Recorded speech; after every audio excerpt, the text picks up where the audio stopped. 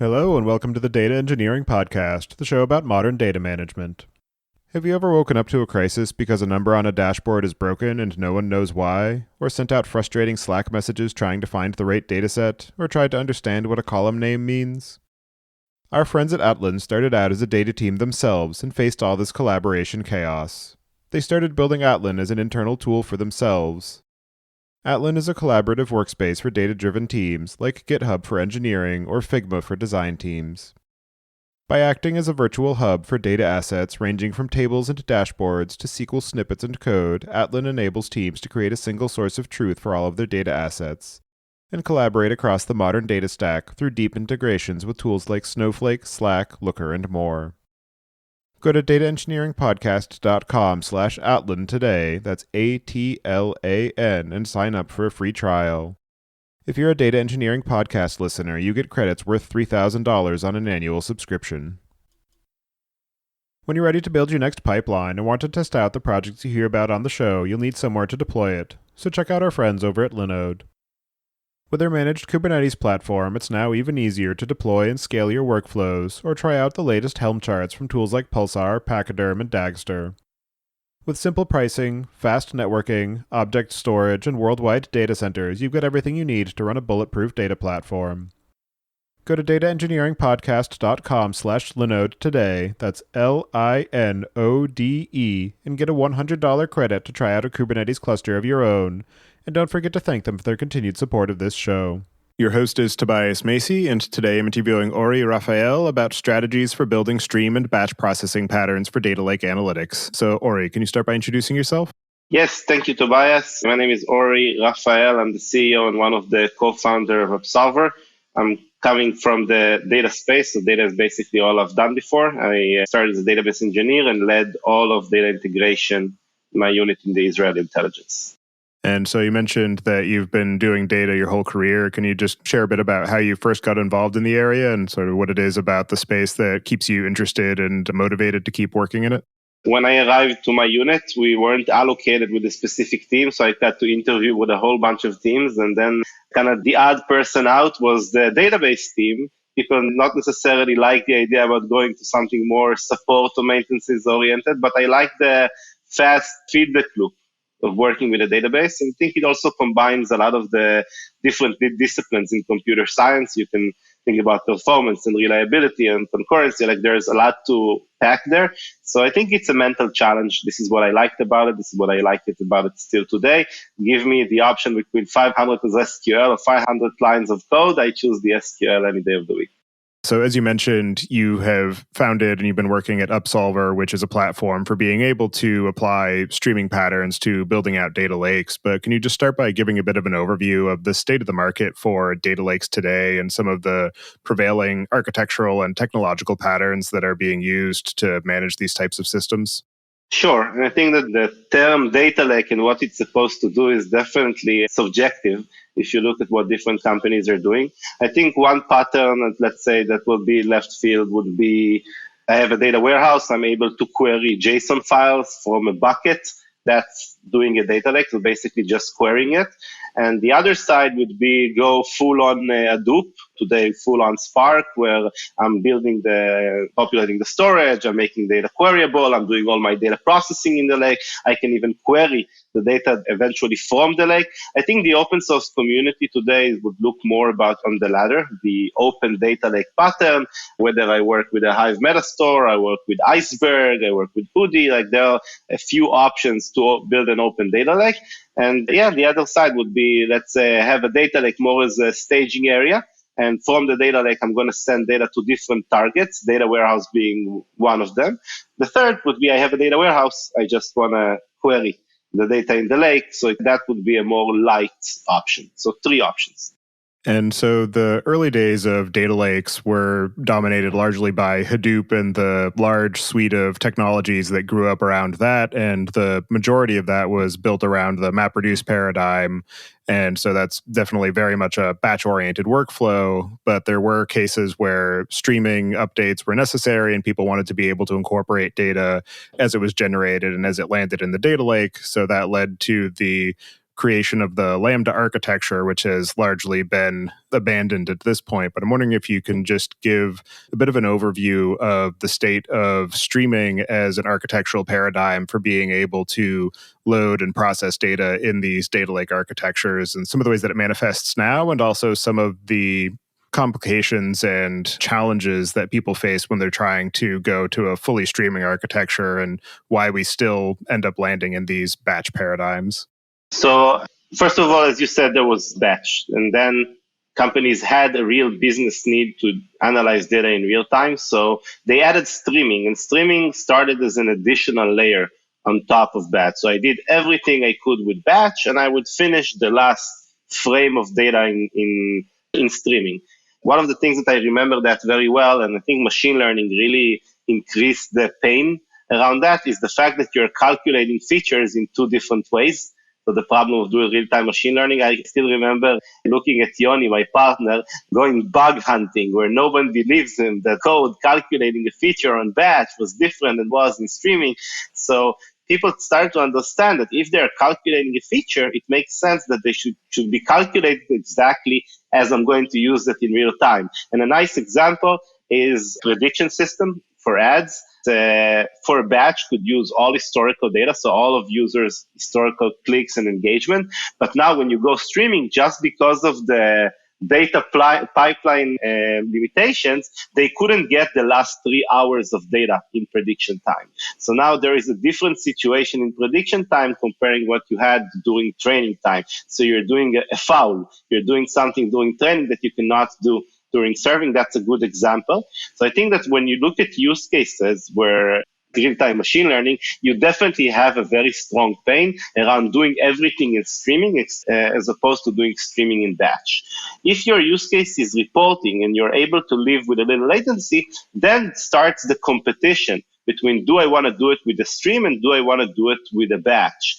But I think that I see, as you said, less and less companies saying I want to have batch and streaming at the same time because of that pain. I can tell you that in 2017, when I talked to people about this problem, all I hear, I felt like I was introducing deep learning into the world. No one was really aware that there is an alternative to the Lambda. By the way, it's called Kappa architecture, so basically using one code path. And I think maybe the name Kappa architecture is still not that well known, but the pattern is definitely catching on.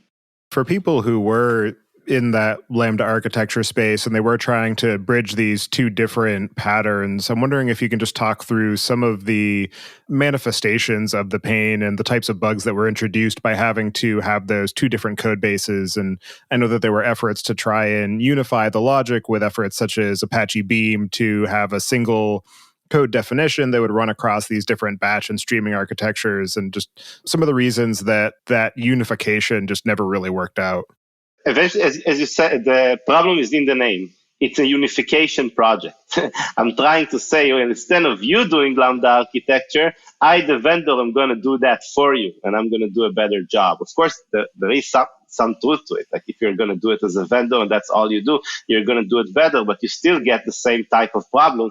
You can't really exclude the user risk out of it. So if I'm a user and I wrote something in one way for batch and then the streaming way was a little different, then still I'm going to come back and have the same problems. When I go to debug these pipelines, I still need to understand one way versus the other way. I think I really look forward to a future where streaming is the way you're doing pipelines, stream and batch data, and then you use queries for the use cases that we can discuss later, but the use cases where I can't really do streaming, where it's better to just do a one-off on the data. As far as the sort of stickiness of batch as an architectural pattern, despite the fact that streaming as a technological capability has been around for decades at this point, as people are building new systems, they generally will automatically default to doing things in a batch-oriented manner just because it's more intuitive, it's easier to think about and reason about because of the ways that we think about the world. And I'm wondering if you can just give some of your perspective as somebody who's been working in the space about why it is that batch continues to be so prevalent, despite the fact that streaming architectures have been proven in many cases to be more efficient and potentially more accurate. I think one huge reason is SQL. So streaming is still tied to code. Usually you'll have very specific type of engineers that are going to do your streaming workloads. And database gave the power to the people, and the people still have SQL, and they can do batch as opposed to going and opening a ticket for someone. And I think that's a very big reason. Maybe I'm a little biased because this is part of what Upsolver is doing. Upsolver is SQL pipelines, which are continuous as opposed to code-based pipelines.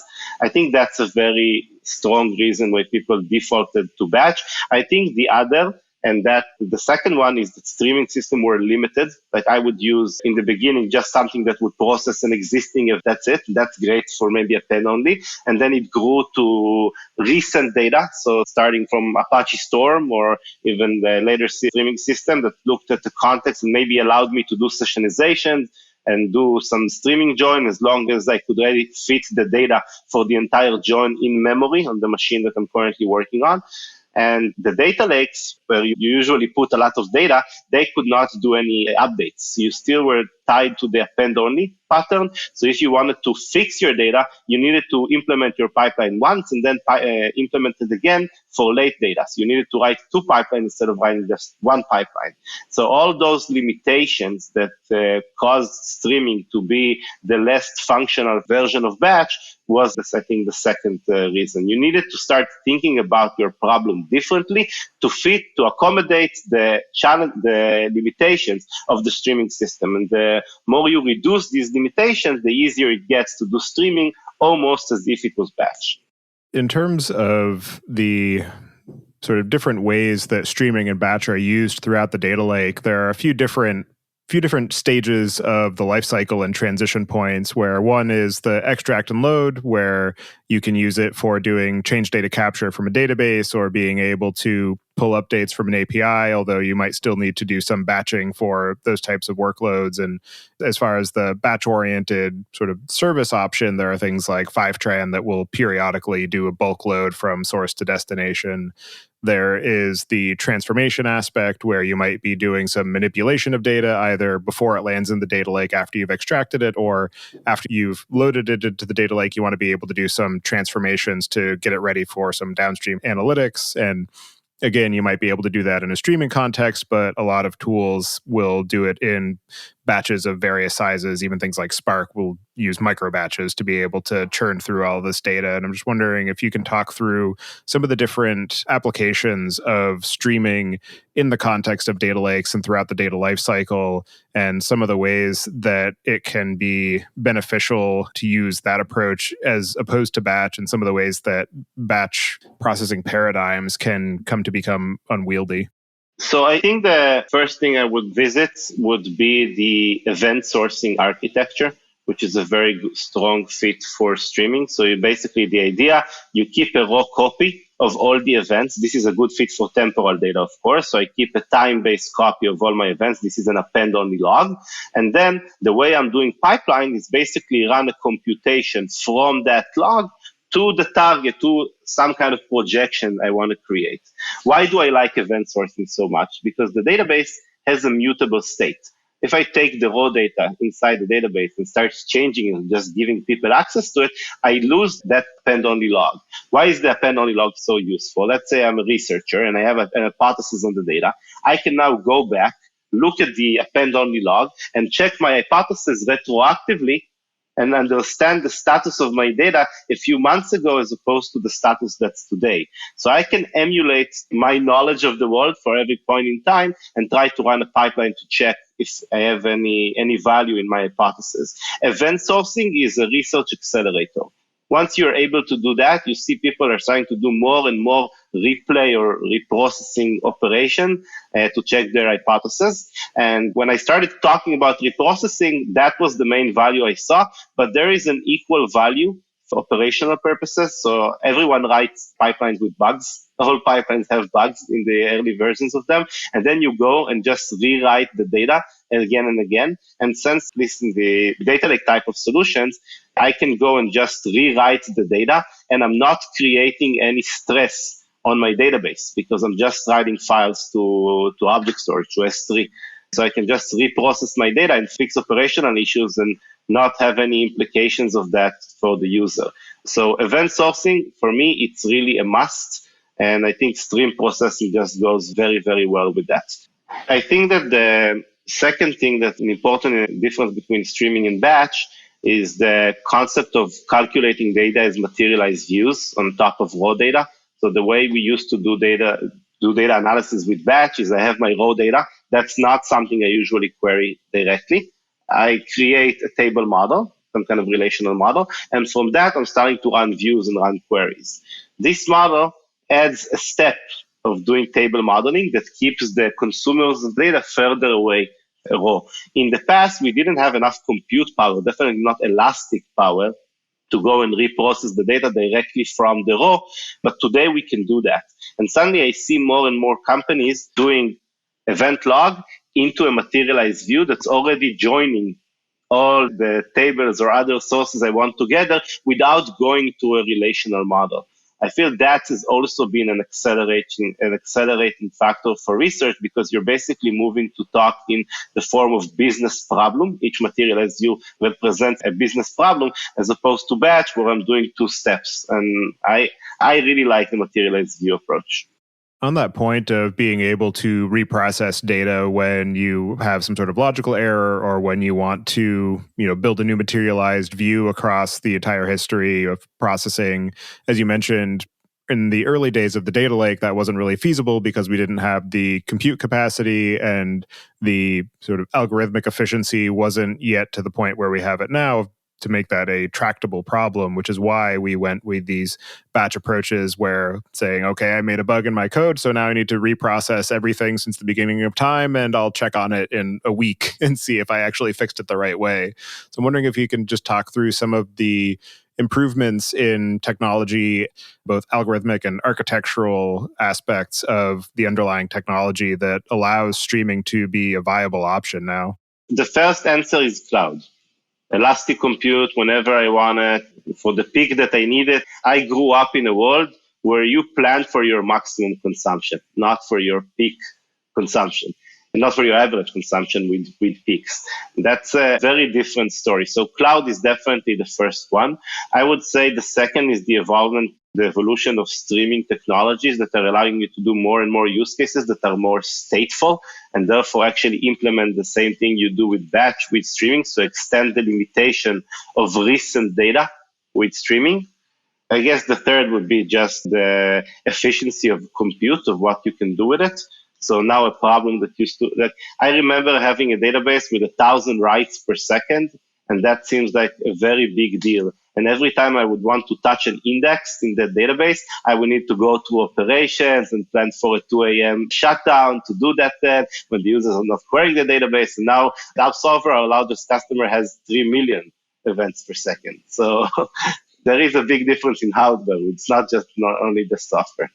I think the indexing aspect is another interesting point to dig into because when Hadoop first came onto the scene, you weren't really indexing all the data in the lake. It was just you have all these files, there's some metadata about what's in there, but in order to be able to access any individual attribute, you were able to access individual attributes, but you weren't able to very easily aggregate across them. But with the advent of things like Parquet and ORC for adding columnar storage in the data lake to be able to get better scanning efficiency and adding indexes in the metadata layer to be able to understand, where the data lives on disk or in S3, as it were.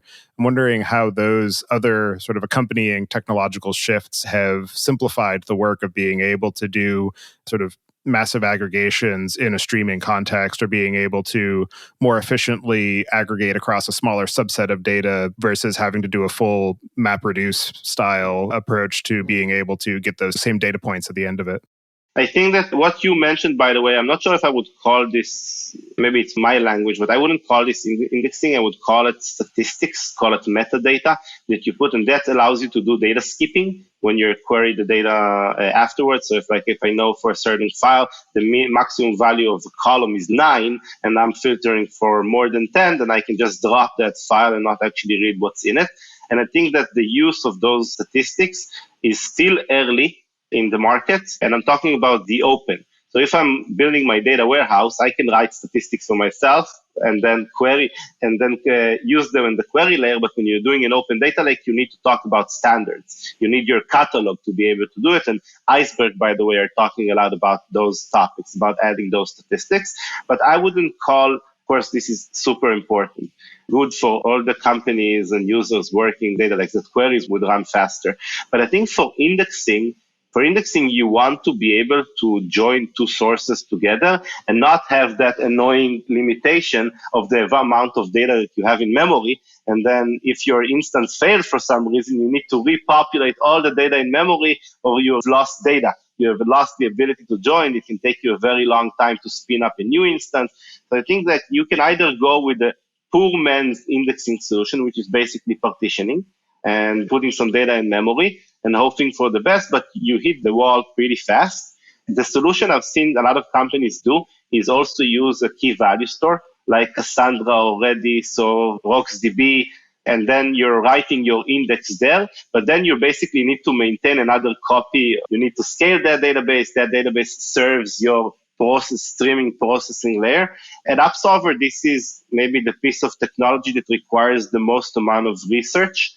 We built a decoupled key value store for data lake. So we basically create an index that stores its data on object storage like S3, and then you're loading the index in memory. And we have done work on the format itself. So you're able to read by key for compressed data. So the problem with columnar data is that you can't index it because you can't retrieve a single row. You can only retrieve the column. So we built a format that goes around that problem. And every time you're doing a join in Upsolver between one stream and another stream, you're basically doing a join with the index. And because the index doesn't have a local storage, it's just data on S3 and in memory, it's very easy to manage that. And we can deploy those indexes to every one of our customers without the operational overhead. I think this is probably been the piece of software we have built that gave us the biggest leap forward, the biggest advantage out of anything else we've done so far. Going back to the question of being able to reprocess all of your historical events to, build a new materialized view or to correct a logical bug, in batch processes, you have a definitive start and end step of, I only loaded up to this point of data, so I know that when I'm running this batch job, I'm only going to run, from the beginning of time or from this specific cutoff point to whatever my most recent load happens to have been. Whereas in the streaming context, you always have new data coming in. So when you say, I want to kick off a reprocess of everything, I need to start at whatever the beginning of that happens to be, and then I need to run all the way up through, but I'm continually playing catch up with these new events that are coming through. And I'm wondering what have been some useful approaches to be able to appropriately scale out or parallelize, or being able to apply windowing to be able to manage that reprocessing flow so that you don't run behind on new events, but you're able to, reprocess everything and get back up to current time. So basically what Upsolver is doing, how we solve that problem. For us, the data, maybe the file system would be a better word, is defined by time.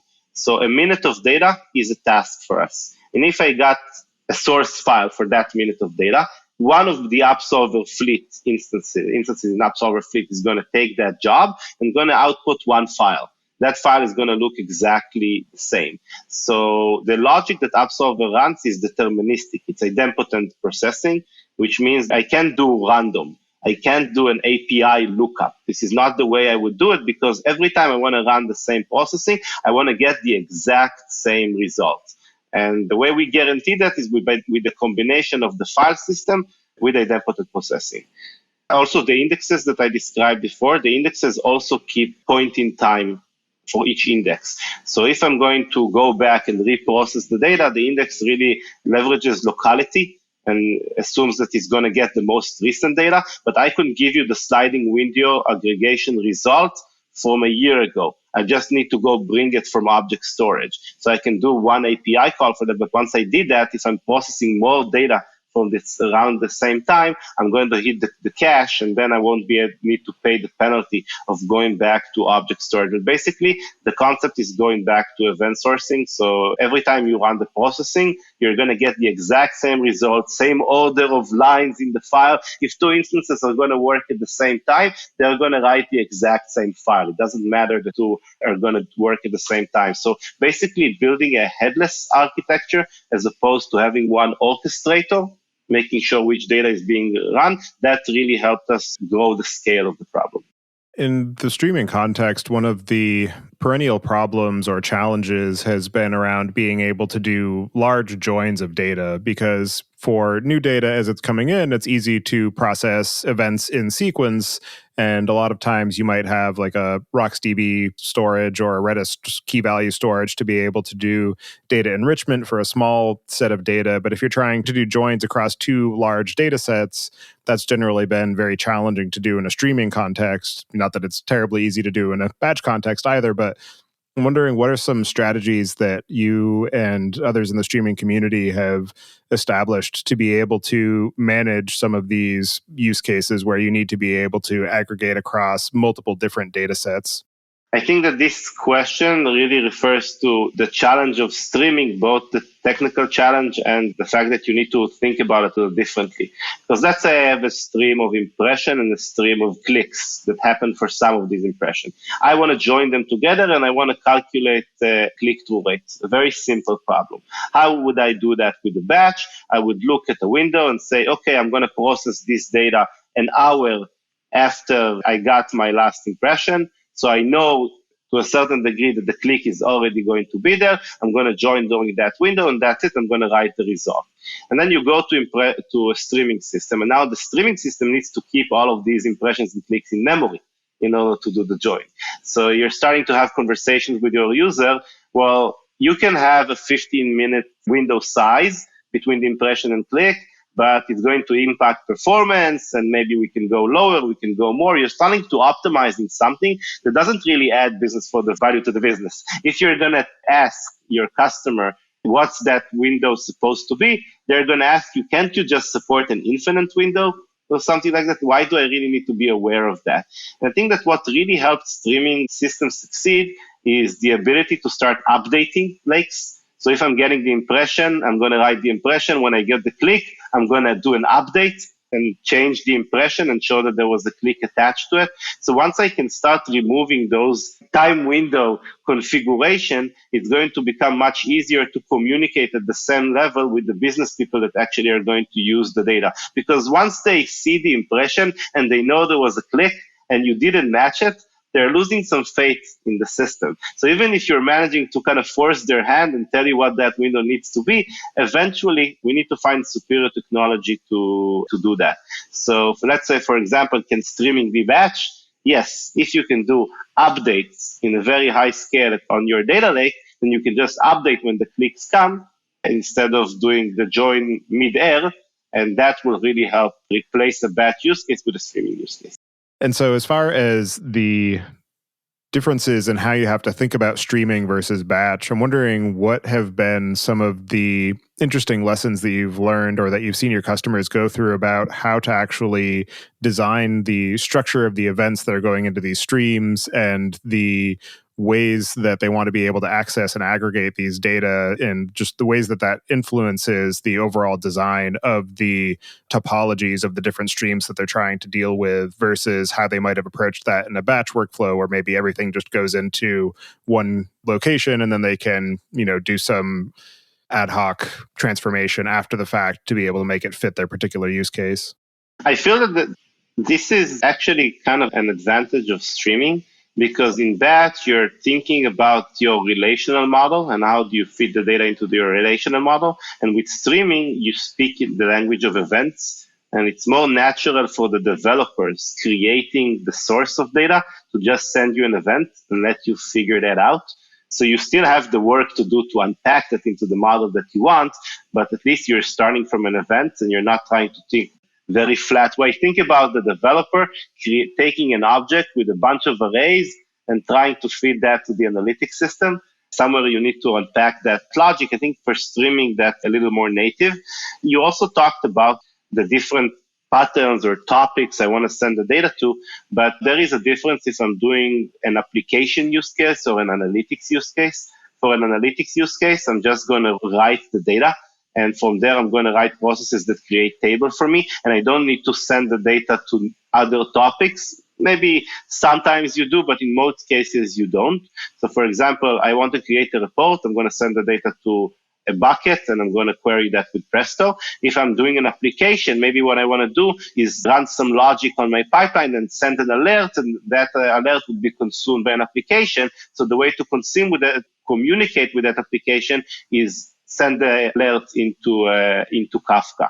So it really depends on the use case. I've seen like event sourcing holistic architecture, where basically the only way you see two applications communicate is through the service bus, and they add metadata to each event, and they know how to do all the governance and management on top of it. Definitely requires a very disciplined and knowledgeable architecture team to be able to orchestrate. I think that would be more for the use case of ESB, of enterprise service bus, and how to plan that, and less for analytics. Modern data teams are dealing with a lot of complexity in their data pipelines and analytical code.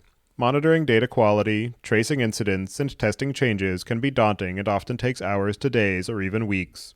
By the time errors have made their way into production, it's often too late and the damage is done. Datafold's proactive approach to data quality helps data teams gain visibility and confidence in the quality of their analytical data through data profiling, column-level lineage, and intelligent anomaly detection.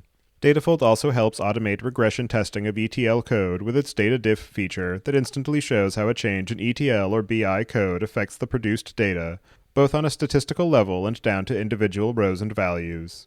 Datafold integrates with all major data warehouses, as well as frameworks such as Airflow and dbt, and seamlessly plugs into CI workflows. Visit dataengineeringpodcast.com/Datafold today to book a demo with Datafold. And so for people who already have a batch architecture or a hybrid architecture where they're doing the Lambda approach, what are some options for being able to migrate that into a purely streaming architecture and migrate any existing MapReduce or batch processing logic that they have into a streaming paradigm, and being able to validate the accuracy of that conversion as they go? So to evaluate the accuracy, I would definitely do like an apples to apples comparison on the output. The process itself varies according to the streaming system that you choose. So in the beginning, we talked about streaming system being usually code-based systems. If I have an SQL today that's basically doing my batch process in my database, if I'm taking that SQL and I'm going to paste it into the streaming system, it wouldn't be able to do much. Like I would need to just understand what to do from my SQL. I can tell you that in Upsolver, since it's a SQL-based system, in many cases, we take an SQL you ran in batch, we paste it in Upsolver, we edit it a little, and then we just turn it into a new streaming job, which was defined by SQL. So actually, if you're moving from a batch to a streaming system and you did batch with SQL, not MapReduce, it's not code-based MapReduce, I can just take that into Upsolver, and that's been an accelerator for our projects. If you're doing code, that's a different type of story. As organizations are making that transition from a batch to a streaming approach, what are some of the other technological or organizational shifts that come along with that process that are often overlooked or misunderstood? I think that eventually the business really likes it when you do streaming. They just don't know how hard it is to do. So if you tell them, hey, you're going to get your data in real time and it's going to be as fresh, they're very happy about it.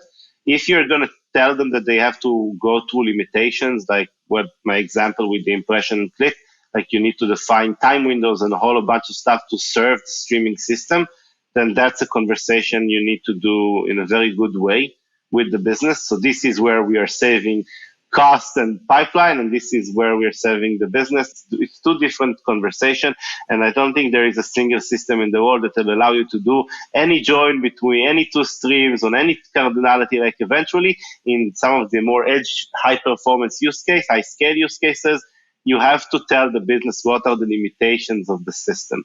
That's the only thing, like from an organizational perspective, because streaming is not that different for the organization to digest. It's more hard for the data engineering organization to digest, and it's harder for the analyst to digest, because now the analysts, they don't write streaming logic, don't run streaming code.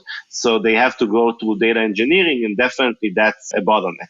And talking about Upsolver, but we work with analysts that want to do streaming using SQL. I think that was one of the challenges that we see. Once you go streaming, you get a bottleneck in access to data.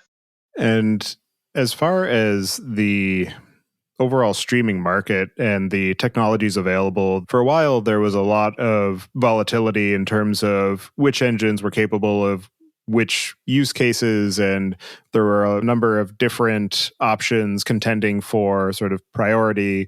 But it seems like at this point they have largely kind of settled out into the use cases and usage patterns that they're best suited to, obviously with, incremental improvements in capability. And I'm wondering what you see as the kind of steady state right now of streaming engines and some of the ways that they can and should be applied in a data lake context. I think that today the most common solutions that I'm seeing, excluding myself and Upsolver, of course, is that I see Spark structured streaming and I see Flink. I almost don't see Storm at all. I don't see a lot of, enterprise streaming analytics software, which is a market. Like if you go to, I think Forrester Wave has a market for streaming analytics, and you see a whole bunch of companies that used to do that market used to be called CEP, complex event processing. So these systems are still deployed at many organizations, but definitely the idea of doing it with one of the two open sources I've mentioned, that's the most popular approach. I think that when you think about the data lake for streaming, one of the big challenges is performance, because small files, which what you generate if you do a stream process, is really a performance killer for object storage. So we needed to start seeing table formats or other solution doing compaction instead of moving that burden on the user. Upsolver also does compaction out of the box. Like every pipeline you write is actually two pipelines. One is the streaming one, compaction one. The compaction one is just inferred from the streaming one. You see solution like Iceberg and Hoodie offering compaction. So the fact that the data lake allows you to basically write in any throughput that you want, because that's the throughput of object storage, means that you can leverage that to do a very good job in streaming. But it's not just about the streaming system, it's also about how you manage your tables in the lake. And that was an incentive to improve data lake tables technology as opposed to only streaming technology. In your experience of working in the streaming space, I'm wondering what are some of the most surprising things that you've learned about the overall application and technologies of streaming systems? So there are some problems that it's very easy to explain for streaming, and no one would doubt that streaming needs to be the use case for that. And a good example would be sessionizations. So let's say you have devices that are sending a heartbeat every 5 minutes, and you define that if in 20 minutes you haven't heard from a device, that device is considered down. So try to write the SQL that solves this problem without first adding some kind of streaming session logic that enriches the data and helps you run that calculation. That's a very much not a good fit for batch. So no one would argue that this use case needs to be streaming. The argument starts when you have both the option to do batch and the option to do streaming.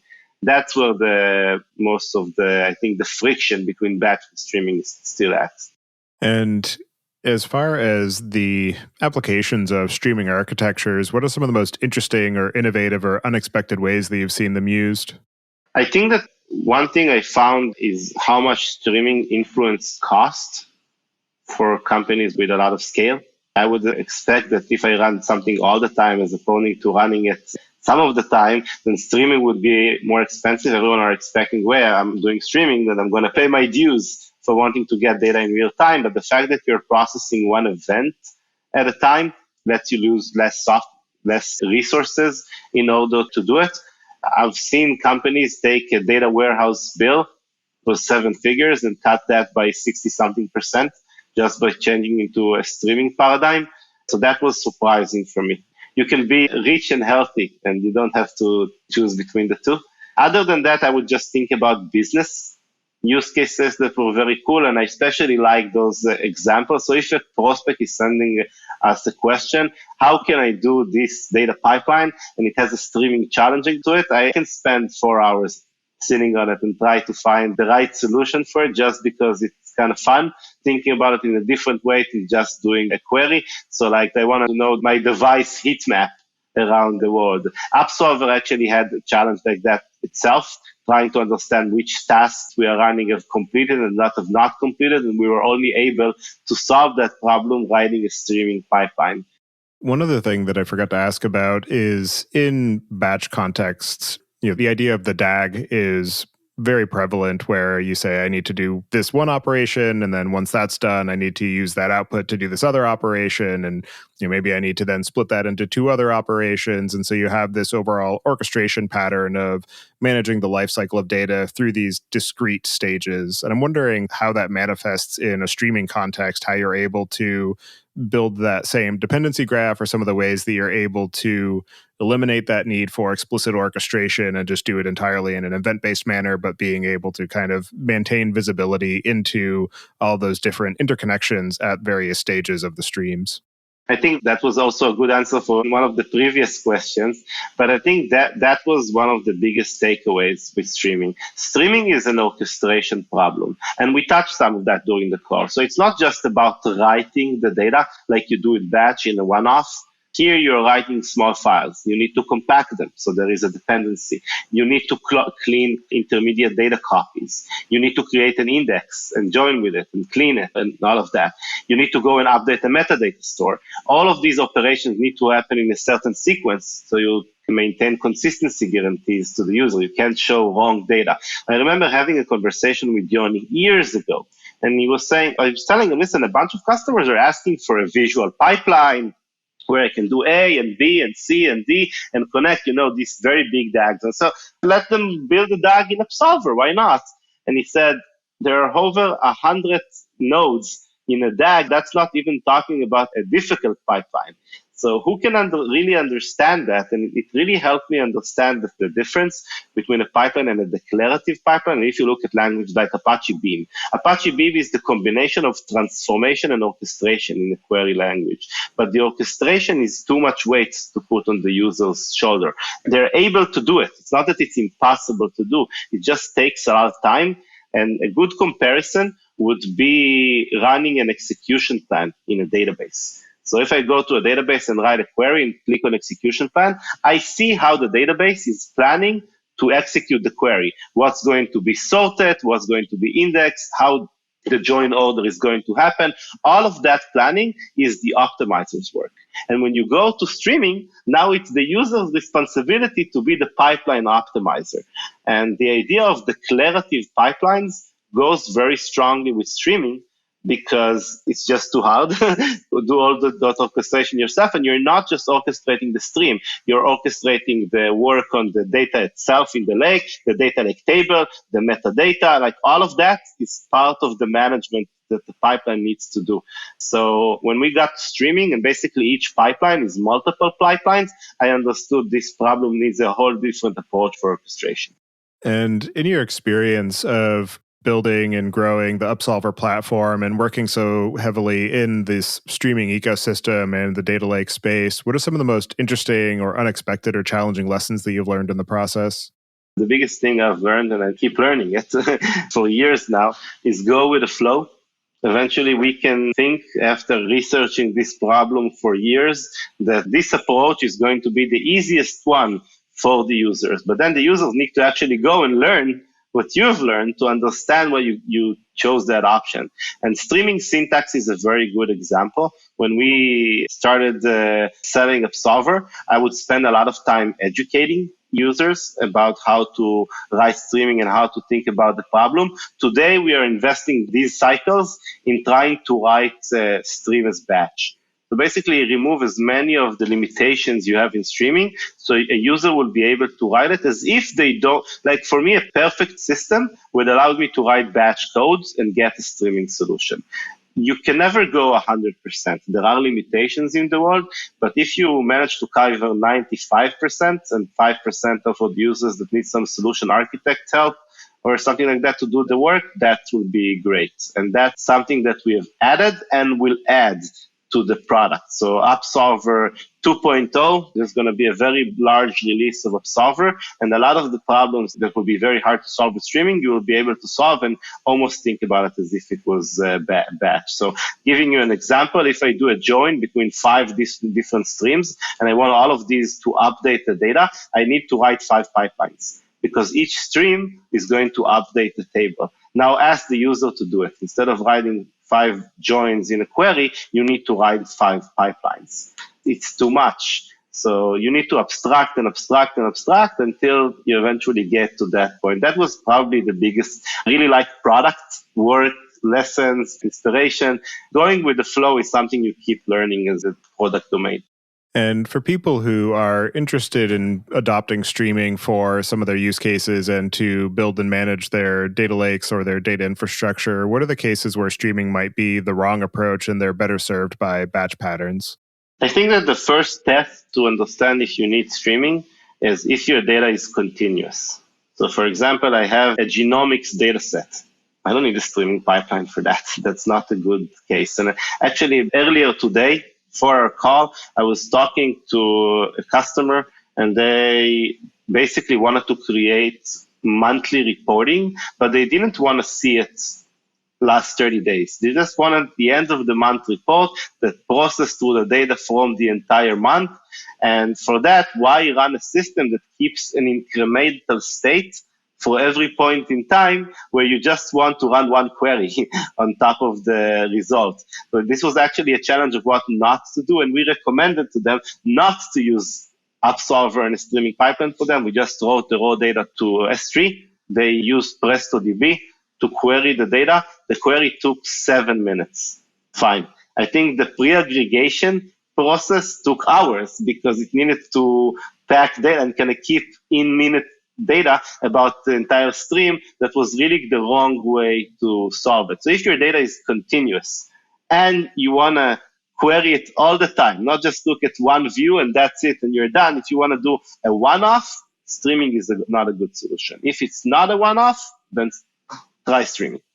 As you continue to build and evolve the Upsolver product, what are some of the things you have planned for the future and some of the ways that you're looking to make streaming data easier to work with? I know you mentioned a few different upcoming capabilities, but I'm wondering if there are any others that you want to mention or any projects that you're particularly excited for. Yeah, today in Upsolver, the way you create a job is you create it from our user's interface, and the transformation you define with SQL. So the SQL is a part of your transformation. So it's part of your pipeline. What we are going to do is create a SQL language, so the entire pipeline is going to be SQL based. And if you're doing infrastructure as code, you just have code from Upsolver. So we are treating the product more as infrastructure. I don't think Upsolver was ever really a no-code tool because it was SQL based, it was very heavy with transformation. But when you see a UI, you think of no-code. And when you see an infrastructure with CLI and SQL, you think database. Basically, Upsolver's pipeline, they're supposed to be all you need between raw data and a table that's ready to be queried with the answer to the business questions that you want. If that's the case, it needs to be a SQL system, and we definitely want to give the power to the analysts, to the engineers who are not necessarily data engineers. We want to allow every database user to be able to do streaming on top of a data lake. That's one of the biggest passion that Upsolver has. And as data engineers, we just don't want to spend so much data engineers' time on doing streaming, on doing engineering, which is not adding value to the business. No one needs to write a DAG with 100 nodes. It just doesn't make sense. The next version of Upsolver is going to be SQL end-to-end with a lot of automation around streaming syntax. So you will only need to use it when you absolutely have to, and there is strong cost justification around it. Are there any other aspects of streaming applications in data lakes or the ways that you're applying it at Upsolver that we didn't discuss yet that you'd like to cover before we close out the show? Maybe one comment is that streaming isn't only for data lakes. You can do streaming into warehouses. You just need to do the computation for them. I can think of a recent example where we took a DBT map with like 5 different stages and we needed to tell the customer, stop thinking about the stages. We are not doing the stage process. Tell me what's your source. Tell me what's the target after all intermediate processing. Let's do all of that in the lake and just serve the final result to the warehouse. And now you're actually making the process easier because you don't need to do the orchestration within the warehouse. You're reducing the cost because you're doing it to the lake, and you're able to feed the data in real time because you're feeding less data into the warehouse. I just finished a very long benchmark. We've tried to load data into Snowflake in streaming time, and we tried to find any type of ELT solution to feed data into Snowflake in streaming time and couldn't do it without pre-processing with a streaming solution on the lake. So I think whatever you're going to use, whether a warehouse or a lake, it doesn't mean you can't do streaming. You just need to do the streaming before the data hits your targets. All right. Well, for anybody who wants to get in touch with you and follow along with the work that you're doing, I'll have you add your preferred contact information to the show notes. And as a final question, I'd like to get your perspective on what you see as being the biggest gap in the tooling or technology that's available for data management today. But I'm biased. I'm very biased. So since I think that I really much believe in what we are doing for data pipelines, and think SQL data pipelines, which are declarative, is very big news. Let me choose something not in my domain, and I would say that data quality is a big one.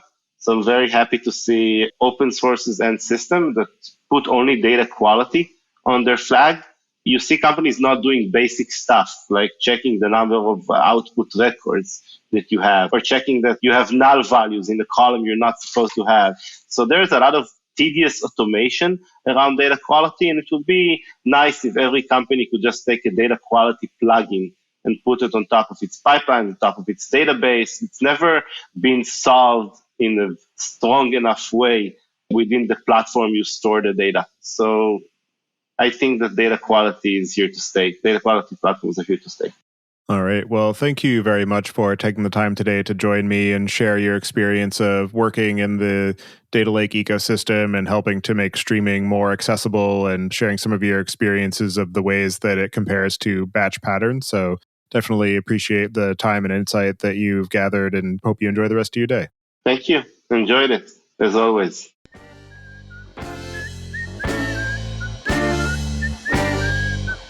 Listening. Don't forget to check out our other show, podcast.init, at pythonpodcast.com to learn about the Python language, its community, and the innovative ways it is being used. And visit the site at dataengineeringpodcast.com to subscribe to the show, sign up for the mailing list, and read the show notes. If you've learned something or tried out a project from the show, then tell us about it. Email hosts at dataengineeringpodcast.com with your story. And to help other people find the show, please leave a review on iTunes and tell your friends and coworkers.